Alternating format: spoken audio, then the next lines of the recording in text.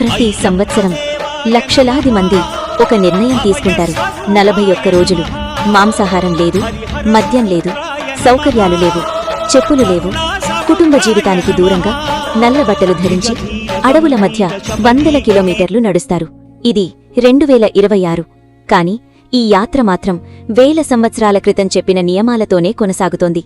ఎందుకు? ఒక మనిషి తన సౌకర్యాలను వదిలి, తన అహంకారాన్ని వదిలి, తన కోరికలను వదిలి అడవిలోకి ఎందుకు వెళ్తాడు? ఇది కేవలం భక్తి మాత్రమేనా, లేక ఈ యాత్ర వెనుక ఒక మహారహస్యం దాగి ఉందా? మరింత ఆశ్చర్యకరమైన విషయమేమిటంటే, ఈ నియమాలన్నీ యాందృచ్ఛికంగా ఏర్పడలేదు. వాటిని స్వయంగా అయ్యప్ప స్వామే నిర్ణయించాడని సంప్రదాయం చెప్తుంది. కాని ఎందుకు? 41 రోజులే ఎందుకు? 18 మెట్లే ఎందుకు? ఇరుముడి ఎందుకు? ఈ ప్రశ్నలకు సమాధానం తెలుసుకోవాలంటే మనము స్వర్గలోకానికి వెళ్ళాలి. ఎందుకంటే ఈ కథ మొదలైంది ఒక రాక్షసితో. ఆమె పేరు మహిషి. ఆ సమయంలో దేవలోకంలో భయం రాజ్యమేలుతోంది. దేవతలు ఓడిపోయారు. ఇంద్రుడు తన సింహాసనాన్ని కోల్పోయాడు. స్వర్గం ఒక రాక్షసి చేతిలో పడిపోయింది. కారణం ఒక వరం. తన సోదరుడ్ని దుర్గాదేవి సంహరించిన తర్వాత ప్రతీకారంతో రగిలిపోయిన మహిషి బ్రహ్మదేవుని కోసం ఘోర తపస్సు చేసింది. చివరకు బ్రహ్మ ప్రత్యక్షమయ్యాడు. ఏ వరం కావాలి అని అడిగాడు. అప్పుడు మహిషి నవ్వింది. నన్ను శివుడికి, విష్ణువుకి పుట్టిన కుమారుడు తప్ప మరెవ్వరూ చంపలేరు. ఆమెకు అది పరిపూర్ణమైన వరంలా అనిపించింది. ఎందుకంటే శివుడు పురుషుడు, విష్ణువు కూడా పురుషుడే. వారికి కుమారుడు ఎలా పుడతాడు అంటే తాను అమరురాలినని ఆమె అనుకుంది. కాని ఆమెకు తెలియని ఒక సంఘటన గతంలో ఇప్పటికే జరిగిపోయింది. అది క్షీరసాగరమథనం. అమృతం కోసం దేవతలు, అసురులు పోరాడుతున్నప్పుడు విష్ణువు ఒక అపూర్వమైన రూపం ధరించాడు, మోహిని. అంత అందమైన రూపం అసురులంతా మోహంలో పడిపోయారు. అమృతం దేవతలకు చేరింది. సంవత్సరాలు గడిచాయి. ఒకరోజు శివుడు ఆ రూపాన్ని చూడాలని కోరుకున్నాడు. విష్ణువు మళ్లీ మోహినిగా మారాడు. ఆ క్షణం సృష్టి చరిత్రనే మార్చేసింది. ఆ దివ్య సంయోగం నుంచి జన్మించిన శిశువే హరిహరపుత్రుడు అయ్యప్ప. హరి అంటే విష్ణువు, హర అంటే శివుడు. అందుకే ఆయనను హరిహరపుత్రుడు అంటారు. ఇక మరోవైపు మహిషి దేవలోకాన్ని నాశనం చేస్తూనే ఉంది. దేవతలకు ఒకే ఆశ, ఈ శిశువు, ఈ బాలుడు పెద్దవాడై ఒకరోజు మహిషిని సంహరిస్తాడనే ఆశ. కాని ఆ బాలుడు స్వర్గంలో పెరగలేదు. ఆయనను పంపానది ఒడ్డున వదిలేశారు. ఎందుకు? దానిక్కూడా ఒక కారణముంది. కేరళలోని పండలం రాజ్యం. రాజు రాజశేఖరుడు. అతనికి సంతానం లేదు. ఒకరోజు అడవిలో వేటకు వెళ్లిన రాజుకు ఒక శిశువు ఏడుపు వినిపించింది. అతను శబ్దం వైపు పరుగెత్తాడు. అక్కడ ఒక అద్భుతం ఎదురుచూస్తోంది. శిశువు మెడలో బంగారు గంట, శిశువు చుట్టూ అసాధారణమైన దివ్యకాంతి. అప్పుడే ఒక మహర్షి ప్రత్యక్షమయ్యాడు. ఈ బిడ్డను నీ కుమారుడిగా పెంచు. సమయం వచ్చినప్పుడు అతను ఎవరో నీకే తెలుస్తుంది. రాజు ఆ బాలుడికి ఒక పేరు పెట్టాడు, మణికంఠుడు. మెడలో గంట ఉన్నవాడు. సంవత్సరాలు గడిచాయి. మణికంఠుడు సాధారణ బాలుడు కాదు. యుద్ధ విద్యలు నేర్చుకోవడానికి సమయం పట్టలేదు. శాస్త్రాలు నేర్పించాల్సిన అవసరం లేదు. అన్నీ తెలిసినట్టే ఉండేవాడు. ఒకసారి తన గురువు కుమారుడికి చూపును, మాటలను తిరిగి ఇచ్చాడని కథలు చెప్తాయి. ప్రజలు అతన్ని ప్రేమించారు. రాజు అతన్ని తన వారసుడిగా ప్రకటించాలని నిర్ణయించుకున్నాడు. కాని అందరూ సంతోషించలేదు. ప్రత్యేకంగా ఒక వ్యక్తి, మంత్రి, దివాన్. అతని ఆశలు వేరే. సింహాసనం తన నియంత్రణలో ఉండాలని కోరుకున్నాడు. అతను నేరుగా యుద్ధం చెయ్యలేదు. మరింత ప్రమాదకరమైన పనిచేశాడు. విషాన్ని మనసులో పోశాడు. రాణి దగ్గరకు వెళ్లాడు. నీ సొంత కుమారుడు ఉండగా ఒక దత్తపుత్రుడు రాజు కావాలా? ఆ ఒక్క ప్రశ్న అన్నింటినీ మార్చేసింది. మొదట కుట్ర, తర్వాత ద్రోహం, చివరకు హత్యాప్రయత్నం. కాని మణికంఠుడిని ఎవ్వరూ ఆపలేకపోయారు. అప్పుడు వారు చివరి పన్నగం పన్నారు. రాణి అనారోగ్యంగా నటించింది. నకిలీ వైద్యుడు వచ్చాడు. అతని తీర్పు ఒక్కటే, పులిపాలు మాత్రమే ఈ వ్యాధిని నయం చేయగలవు. అందరూ షాకయ్యారు. పులిపాలా? అది అసాధ్యం. అదే వాళ్ల లక్ష్యం.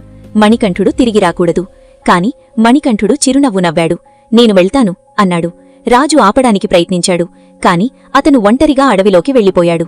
అక్కడ తన జీవితంలోని అసలు లక్ష్యాన్ని ఎదుర్కొన్నాడు. మహిషి, దేవతలను వణికించిన రాక్షసి, ప్రవచనం చెప్పిన శత్రువు, విధి నిర్ణయించిన యుద్ధం. ఆకాశం కంపించింది, భూమి కంపించింది, అడవులు మారుమోగాయి. హరిహరపుత్రుని శక్తి మహిషి మీద విరుచుకుపడింది. చివరకు మహిషి నేలకూలింది. ఆమె మరణించగానే ఒక అందమైన యువతి రూపంలోకి మారింది. ఆమె పేరు లీలా. ఒకప్పుడు శాపం వల్ల రాక్షసిగా మారిన ఋషికుమార్తె. ఆమె అయ్యప్పను వివాహం చేసుకోవాలని కోరింది. కాని అయ్యప్ప సమాధానం ఒక్కటే, నేను బ్రహ్మచారిని. అయినా ఆమెకొక వాగ్దానం చేశాడు. మొదటిసారి వచ్చే భక్తులు ఎవరూ రాని రోజు నేను నిన్ను వివాహం చేసుకుంటాను. ఆమె ఇప్పటికీ ఎదురు చూస్తున్నదని సంప్రదాయం చెప్తుంది. కాని కథ ఇంకా ముగియలేదు. పండలం రాజ్యంలో అందరూ మణికంఠుడు చనిపోయాడని అనుకున్న సమయంలో ఒక అద్భుతం జరిగింది. దూరంలో దుమ్ము మేఘాలు కనిపించాయి. జనం భయపడ్డారు. తర్వాత వారు చూసిన దృశ్యం చరిత్రలో నిలిచిపోయింది. ఒక పులి మీద సవారీ చేస్తూ వస్తున్న మణికంఠుడు. అతని వెనుక డజన్ల కొద్దీ పులులు. అవి సాధారణ పులులు కావు, దేవతలే. ఇంద్రుడు స్వయంగా పులి రూపం ధరించాడని కథలు చెప్తాయి. ఆ క్షణంలో అందరికీ నిజం అర్థమైంది. ఈ బాలుడు మనిషి కాదు, దైవం. రాణి కన్నీళ్లు పెట్టుకుంది. మంత్రి తల వంచుకున్నాడు. రాజు గుండె బద్దలైపోయింది. ఎందుకంటే తన కుమారుడిప్పుడు తనను విడిచి వెళ్లబోతున్నాడని అతనికి తెలుసు. నన్ను మళ్లీ చూడగలనా అని రాజు అడిగాడు. అయ్యప్ప చిరునవ్వు నవ్వాడు. ప్రతి సంవత్సరం అన్నాడు. తర్వాత ఒక బాణం ఆకాశంలోకి వదిలాడు. ఈ బాణం పడిన చోట నా ఆలయం నిర్మించుకో. ఆ బాణం పడిన ప్రదేశమే శబరిమల. కాని అసలు రహస్యం ఇప్పుడు మొదలవుతోంది. 41 రోజుల వ్రతం ఎందుకు, కఠిన నియమాలెందుకు? ఎందుకంటే అయ్యప్ప భక్తులకు కేవలం దర్శనమివ్వాలనుకోలేదు, మార్పు ఇవ్వాలనుకున్నాడు. 41 రోజులు మన అలవాట్లను మార్చడానికి, మన కోరికలను నియంత్రించడానికి, మన అహంకారాన్ని కరిగించడానికి. నల్లబట్టలు సమానత్వానికి గుర్తు, చెప్పులు లేకుండా నడవడం వినయానికి గుర్తు, బ్రహ్మచర్యం మనస్సుపై నియంత్రణ, ఉపవాసం శరీరంపై నియంత్రణ, జపం ఆత్మపై నియంత్రణ. మరి ఇరుముడి? అదే ఈ యాత్ర గుండె. కొబ్బరికాయ నీ శరీరం, లోపల ఉన్న నెయ్యి నీ ఆత్మ. నీరు ఖాళీ చేయడం, కోరికలను వదిలిపెట్టడం, నెయ్యితో నింపడం, దైవత్వాన్ని ఆహ్వానించడం. శబరిమలకు చేరిన తర్వాత ఆ నెయ్యి స్వామికి సమర్పిస్తావు, ఖాళీ కొబ్బరికాయ అగ్నికి అర్పిస్తావు. సందేశం స్పష్టంగా ఉంది. శరీరం ఒకరోజు నశిస్తుంది, కాని శుద్ధమైన ఆత్మ పరమాత్మలో కలుస్తుంది. మరి 18 మెట్లేంటి? అవి కేవలం రాళ్లు కావు, అవి నీలోని 18 అడ్డంకులు.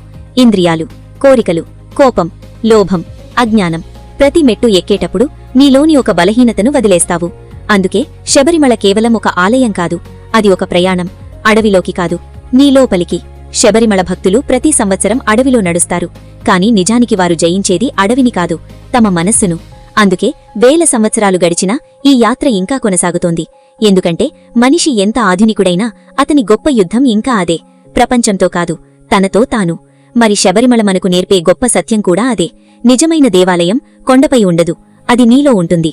స్వామియే శరణమయ్యప్ప.